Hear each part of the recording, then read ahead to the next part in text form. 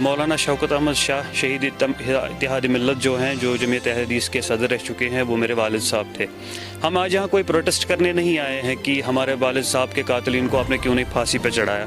کیونکہ ہمیں حکومت سے کبھی کوئی ایسی توقعات نہیں تھی، چونکہ آپ جانتے ہیں کہ ہماری ریاست کی حالت کیا ہے۔ لیکن بات یہ ہے کہ جس دن میرے والد صاحب کو قتل کیا گیا، اس دن یہاں پر من جملہ ایک کمیٹی تشکیل دی گئی ساری جماعتوں کی طرف سے، آل پارٹیز انویسٹیگیٹو کمیٹی، تاکہ یہ پتہ چلے کہ جن کو پولیس نے اریسٹ کیا ہے کیا وہی قاتلین ہیں یا نہیں۔ تو اس ساری آل پارٹیز جو انویسٹیگیٹو کمیٹی ہے، جس میں ساری حریتیں تھیں، تمام سیاسی سماجی تنظیمیں تھیں،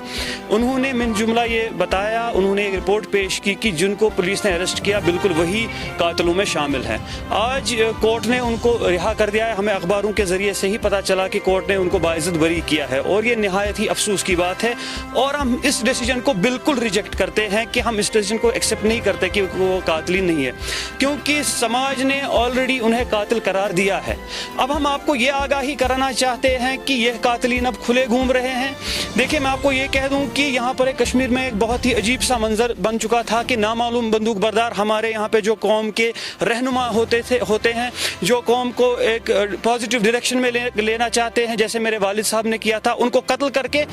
ہمیشہ یہ کہا جاتا ہے کہ یہ ان نون گن مین نے کیا۔ لیکن یہ ہسٹری میں پہلی بار ہوا ہے کشمیر کی کہ سب جماعتوں نے فیصلہ لیا کہ نہیں، آج کے بعد ایسا نہیں ہوگا، آج کے بعد کوئی ان نون گن مین نہیں ہوگا۔ یہ اس کی روک تھام کرنے کے لیے ان قاتلین کو جیل میں بند کر دیا گیا تھا۔ لیکن انفارچونیٹلی مجھے لگتا ہے کہ شاید حکومت وقت سمجھ تو یہی آتا ہے، شاید یہ ان قاتلوں کو چھوڑ کر یہ ثابت کرنا چاہتی ہے کہ ٹھیک ہے، جو آپ کے رہنما ہے، جو آپ کے رہبر ہے، جو اس قوم کی پاسداری کرتے ہیں، ان کو قتل کرنا بہت ہی آسان ہے، اور اس کے بعد آپ آرام سے چھوٹ جائیں گے۔ ہم اپنی قوم کو یہ آگاہ کرانا چاہتے ہیں کہ، اور ان لوگوں کو جنہوں نے میرے والد صاحب کو قتل کیا، کہ انہوں نے ایک شوکت صاحب کو قتل کیا، لیکن ہمارے خاندان میں ابھی ہزاروں ایسے لوگ ہیں جو اس قوم کی پاسداری کے لیے اور اللہ تعالیٰ کے دین کے لیے اپنی جانوں کی قربانی دینے کے لیے تیار ہیں۔ وہ اس گمان میں بالکل نہ رہیں کہ ایک شوکت صاحب کو قتل کرنے سے اور ان کے قاتلوں کو چھوڑنے سے ہم ڈر جائیں گے، ایسی بات بالکل نہیں ہے۔ ہم اس قوم کی پاسداری بھی کریں گے انشاءاللہ، ایک ایک بچہ، اور ہم اس قوم کے لیے اور اللہ کے دین کے لیے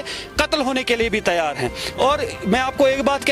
بتاتا چلوں کہ اس کورٹ کے ڈیسیجن کو ہم بالکل ریجیکٹ کرتے ہیں، اور سماج نے اور اس قوم نے قاتلین کو پہچانا ہے، ان کو آئیڈینٹیفائی کیا ہے، اور اس کے بعد ہمیں کورٹ چاہے ان کو پھانسی دے یا نہ دے۔ میں آپ کو یہ بھی بتاتا چلوں کہ نہ ہم اس ٹرائل میں موجود تھے، نہ ہم نے اس ٹرائل کو فالو کیا، نہ ہم نے FIR درج کیا، ہم نے یہ سب اللہ کی عدالت کے لیے چھوڑ دیا ہے، کیونکہ یہ کانفلکٹ زون ہے، ہمیں معلوم ہے کہ یہاں پر کس طرح سے کیس کو توڑ مروڑ کے پیش کیا جاتا ہے۔ اگر وہ لوگ جو آپ جانتے ہیں، آپ بخوبی واقف ہیں کہ یہاں پہ کتنے انوسینٹس کو جیلوں میں سالہ سال بند کیا جاتا ہے، پرسوں ایک بندہ 37 ایئرس کے بعد جیل سے اس کو رہا کیا گیا کیونکہ وہ انوسینٹ تھا، تو کیا یہ 9 سال کے بعد ہی چھوٹ جائیں گے اتنے بڑے کیس میں، اتنے ہائی پروفائل کیس میں؟ یہ تو موکری ہے، یہ policing institution of justice, institution of policing in Kashmir, یہ سب اس کی موکری ہے، اور ہم دل برداشتہ اب ہو چکے ہیں، یہ ساری قوم اس چیز سے دل برداشتہ ہو چکی ہے کہ یہاں کے قائدین کو قتل کیا جاتا ہے۔ آپ کی ہی اس پریس کالونی میں شجاعت بخاری صاحب کو دن دہاڑے قتل کیا گیا، اور اس پولیس نے اور اس انسٹیٹیوشن آف جسٹس نے کیا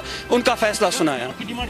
ہماری ڈیمانڈ کوئی نہیں ہے، ہم صرف قوم کو یہ آگاہ کرانا چاہتے ہیں کہ آپ دیکھیے کس طرح سے ہمارے قائدین کو قتل کیا جاتا ہے، ان کے قاتلوں کو رہا کیا جاتا ہے، اور اس کے بعد ساری قوم کو یہ بتایا جاتا ہے کہ تمہارے قاتلوں کو قتل بھی کریں، تمہارے رہنماؤں کو قتل بھی کریں گے، اور ان کے قاتلوں کو ہم رہا بھی کریں گے، جاؤ جاؤ اکھاڑنا ہے اکھاڑ لو۔ میرا خیال یہی ہے کہ یہی